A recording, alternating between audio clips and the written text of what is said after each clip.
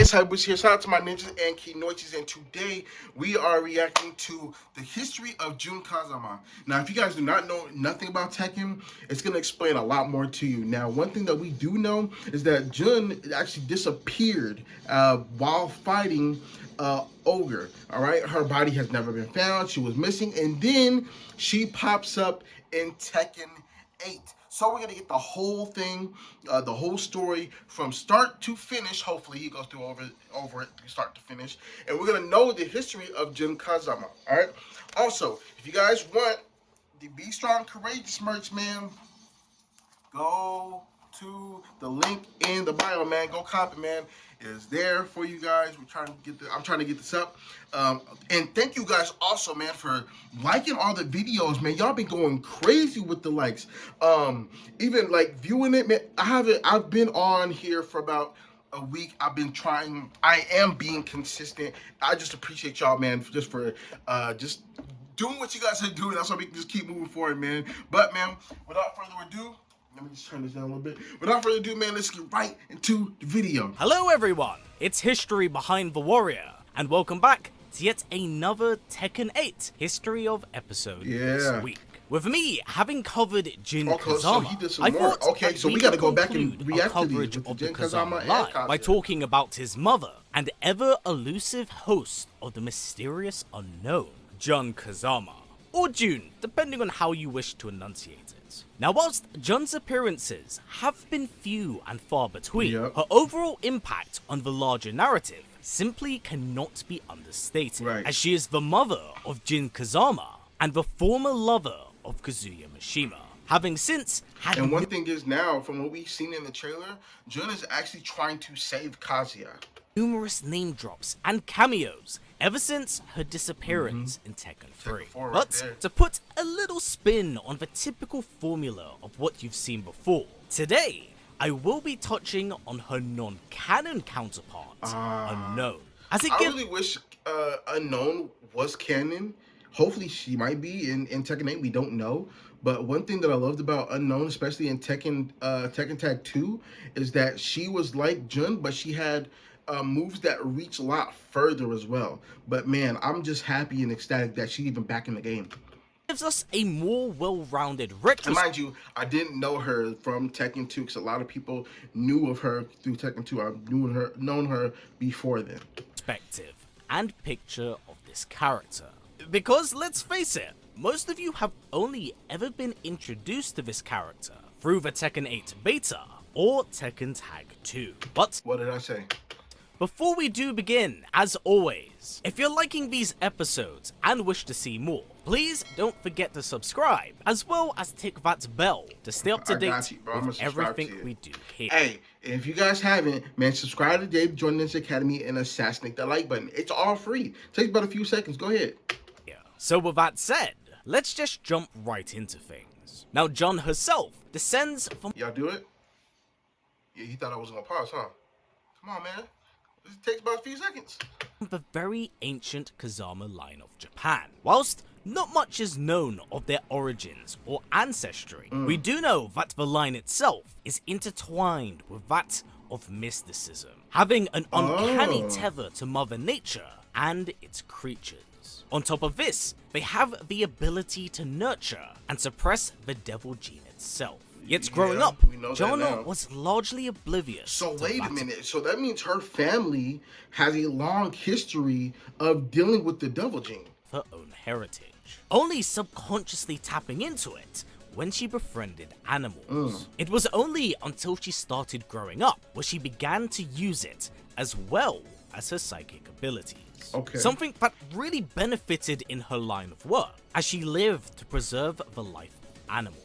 Her kind spirit was also tempered by her training in Kazama-style karate, something passed down from generation to generation that carried their teachings and beliefs. As Jun came of age, her abilities only grew stronger. But sadly, as they did, Jun would be forced to move away from Yakushima and relocate to Tokyo for work. The busy city life caused a huge disconnect from her home, thus making it very hard to maintain her connection with spirits. One day, however, her deceased father would appear before her, haunting her with an omen that her abilities would be key in halting the most dangerous threat to the world. Kazuya Mishima, Wow, so the new head of the Mishima Zaibatsu, who was waging a war throughout the lands, pursuing international conquest. It was through her father that she learned he possessed the devil gene, and that should she interfere, she could very well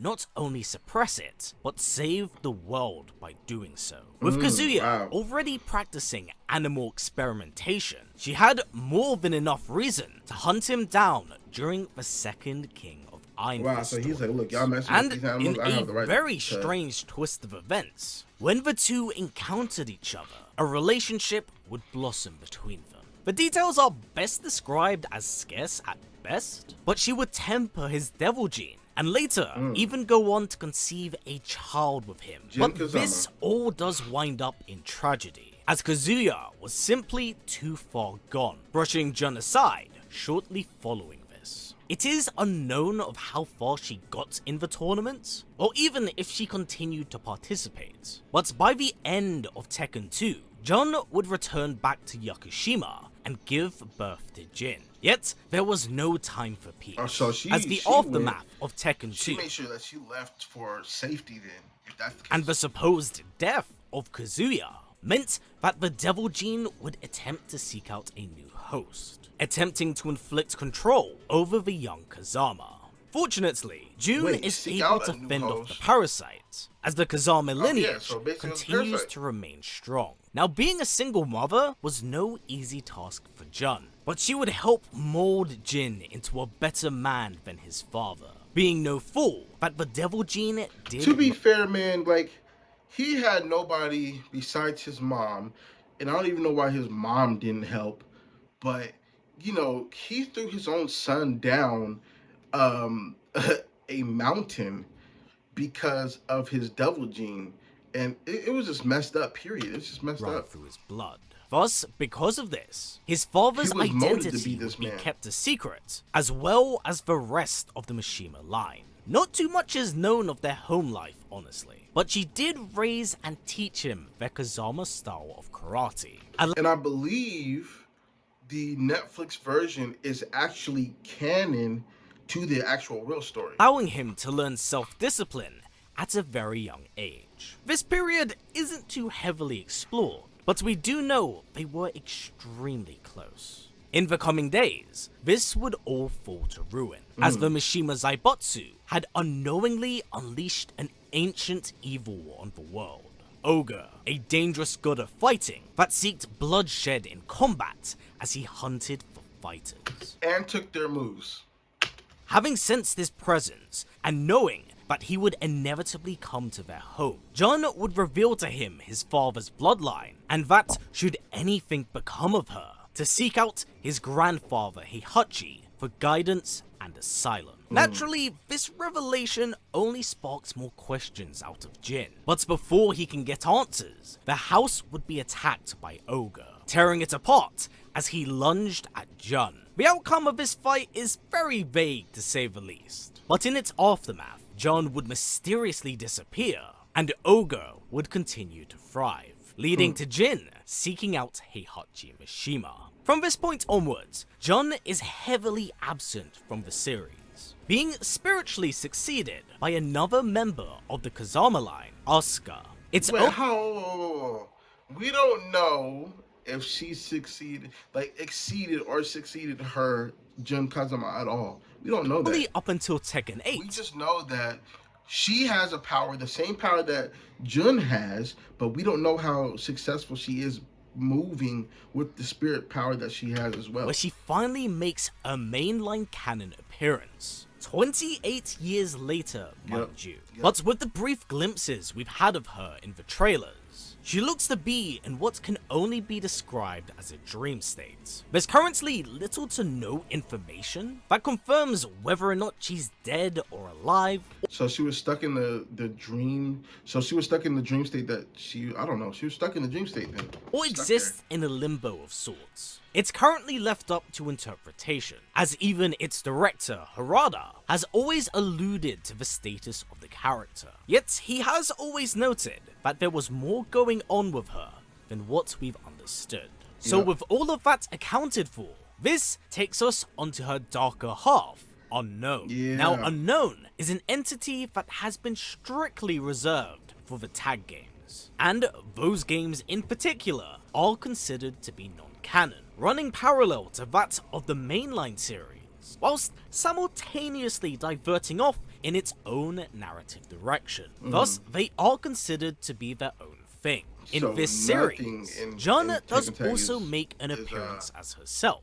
Little reason is explained as to why or how she returned, but this version of the character is tainted by an evil, malevolent spirit, one that takes shape in the very first tag game as a werewolf. The exact nature of the spirit itself is largely kept a mystery, as it's never branded under beast, demon, or even devil. Thus, it can be believed to be something very different to the franchise. Its most notable trait that is